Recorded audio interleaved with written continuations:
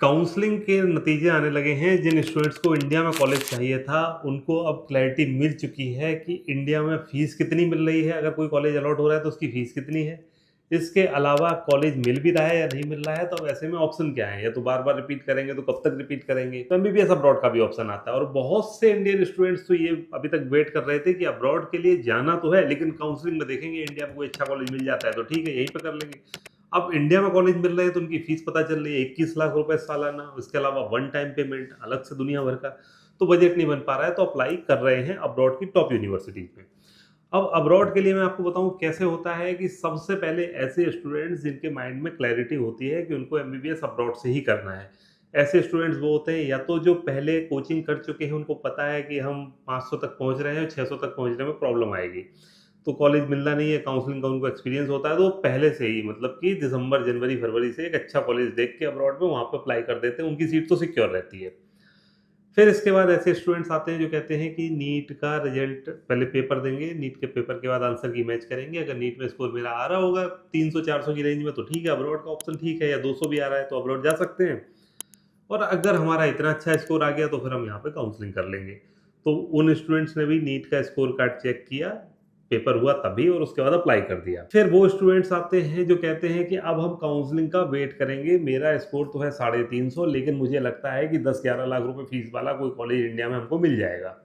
अब उन लोगों ने भी काउंसलिंग करके देख लिया, अब उसमें भी समझ में आ गया कि हाँ, सही बात है, सब लोग बोलते थे कि इंडिया में कॉलेज तो मिल रहा है, जिसकी फ़ीस अगर कोई ठीक-ठाक भी कॉलेज है तो 17-18 लाख रुपए साल की फ़ीस है और दुनिया भर का वन टाइम पेमेंट है। अब क्या करें? ऐसे में ऑप्शन आता है कि फिर से वो उसी साइकिल में जाते हैं जो सबसे पहले जिन्होंने सीट बुक करी थी, अब वो ढूँढते हैं top universities abroad for MBBS, इस टाइप की कीवर्ड्स डाल के फिर जो यूनिवर्सिटीज़ दिखती हैं उसमें अधिकतर तो बंद हो चुकी हैं, बट फिर भी अभी भी आपके पास मौका है कुछ ऐसी यूनिवर्सिटीज़ में जो हाइली रेटेड यूनिवर्सिटी हैं मेडिकल प्रोग्राम के लिए। एक तो वोल्गोग्राद स्टेट मेडिकल यूनिवर्सिटी, 5 दिन का मौका है, मतलब 20 अगस्त तक अगर आपने अप्लाई कर दिया तो यहाँ पर हो जाएगा। इसके अलावा Altai state medical university within अगस्त अगर आप अप्लाई करेंगे तो मिल जाएगा। ये दोनों ही यूनिवर्सिटी टॉप 10 के अंदर आती हैं। कुर्स्क स्टेट मेडिकल यूनिवर्सिटी में भी कुछ सीट बाकी हैं, तो यहाँ पर भी आप अप्लाई कर सकते हैं। इसके बाद वोरोनिज स्टेट मेडिकल यूनिवर्सिटी, ये भी हाइली रेटेड यूनिवर्सिटी है। इंडियन गवर्नमेंट भी कहती है कि रशिया की टॉप यूनिवर्सिटीज़ में से ये सबसे ऊपर की रैंक में आती है।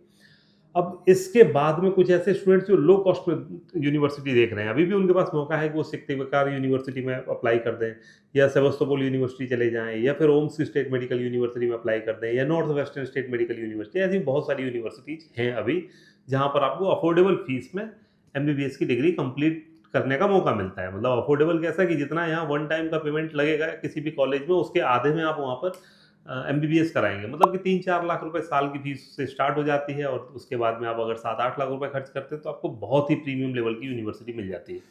फिर जिनको रशिया नहीं जाना है उनके पास भी अभी ऑप्शन है, वो उज़्बेकिस्तान की समरकंद यूनिवर्सिटी में जा सकते हैं, बड़ी अच्छी यूनिवर्सिटी है, इसके बारे में पता करिए आप।